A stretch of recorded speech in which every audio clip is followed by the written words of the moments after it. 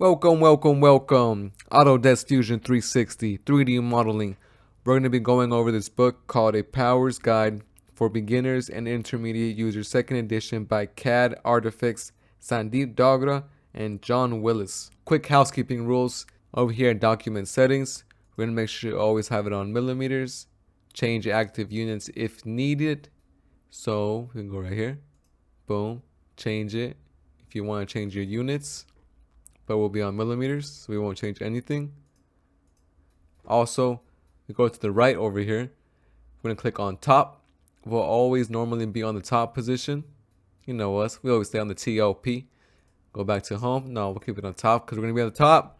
We top dogs. Top 3D dogs. All right, now for real though.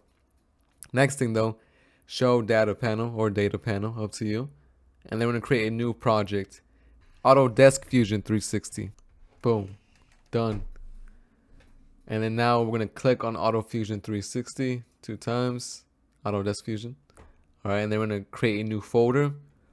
This new folder will be called Chapter 2. I know what you're thinking. Chapter 2, what about Chapter 1? We're skipping Chapter 1.